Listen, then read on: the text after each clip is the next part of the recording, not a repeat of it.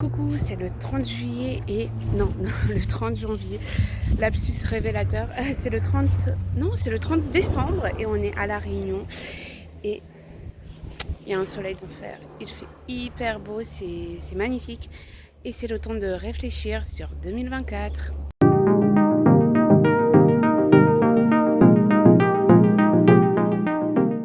Je vois souvent plein de vidéos de développement personnel euh, qui parlent d'organisation et de comment améliorer l'année qui vient. Mais je vois pas du tout en fait de vidéos pour les parents parce que c'est hyper différent d'avoir quelqu'un qui dépend de toi et de ne pas avoir en fait tout ton temps.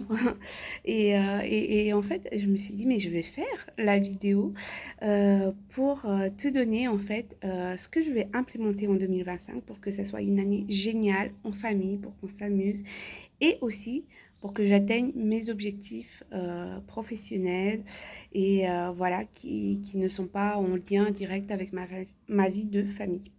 Donc voilà, sans plus attendre, premier point d'amélioration. Alors, si vous êtes maman ou papa, vous passez normalement un temps fou à faire les repas et à planifier, à faire les courses, à pas savoir quoi manger, à toujours avoir la même question, mais on mange quoi ce soir et on mange quoi ce midi et ce matin et tout. Alors, cette année, je me suis dit non, ça va pas se passer comme ça. Je vais pas passer des heures à ne pas savoir ce que je mange et à finir par manger des pâtes ou je sais quoi. Donc, du coup, j'ai pris une heure, peut-être une heure et demie de mon temps. Et d'abord, j'ai listé tous les plats que je savais faire et qui ont un succès dans la famille. Et ensuite, j'ai fait des menus par semaine pour un mois. Voilà, je trouve que un mois c'est bien, comme ça tourne vraiment pas mal. On ne s'ennuie pas, enfin on mange pas deux fois la même chose dans la semaine. Et c'est équilibré aussi parce que je tiens à ce qu'on mange quand même sainement et qu'on mange pas des frites et des pâtes tous les jours. Qu'on mange beaucoup de légumes et qu'on mange beaucoup de fruits. Et voilà, qu'il y ait des féculents, des légumes, des protéines, tout ça, tout ça. Donc j'ai réfléchi à tout ça. On dit qu'une bonne assiette, en fait, c'est la moitié de légumes, la moitié de féculents et... Non, la moitié de légumes, un quart de féculents et un quart de protéines.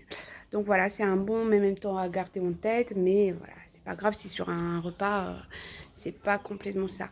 Ensuite, une fois que j'ai les menus sur 4 semaines, euh, je me suis fait aider par ChatGPT. J'ai mis mon menu et j'ai dit génère-moi la liste de courses. Et là, ChatGPT a généré la liste de courses que j'ai modifiée en fait parce qu'il y a des petites erreurs. Voilà, on a chacun ses propres recettes. Mais disons que ça m'a déjà beaucoup avancé et en une heure et demie de temps, mais je pense que je n'ai gagné mais des heures pendant l'année à venir. Alors voilà, ça va être tout simple parce que je vais imprimer chaque menu chaque semaine. Donc ça va être simple aussi pour mon mari parce qu'il va, à chaque fois il me demande mais t'as prévu quoi? Du coup est-ce que je peux utiliser tel ou tel ingrédient? Là en fait ça va être clair. Oui, donc du coup tout est clair pour mon mari et pour moi, que ce soit lui qui cuisine, que ce soit moi. C'est réglé. La question des menus est réglée et je vais pas devoir le faire chaque dimanche soir ou je sais pas quoi. Non, c'est réglé pour l'année, une heure et demie.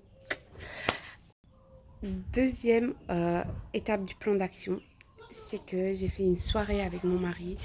On est sortis tous les deux et on a parlé de nos objectifs de l'année professionnelle. On a parlé de nos objectifs de l'année prochaine et en fait on a tout clarifié par rapport à l'organisation. On n'a pas souvent beaucoup de temps, en fait vraiment tout seul pour parler clairement. Ça va être sûrement une des premières soirées d'une longue suite. Et donc du coup voilà, c'est une soirée, c'est pas suffisant, c'est clair. Mais déjà ça déblaye le terrain. Voilà, sur notre organisation, sur les objectifs, sur comment on va réussir à passer en même temps du temps en famille et à avoir du temps pour travailler et avoir du temps aussi de battement parce que je pense que la grosse erreur en fait c'est de ne pas s'accorder du temps de battement et là après on est hyper frustré parce que on a prévu trop de choses et finalement on n'arrive pas à les faire.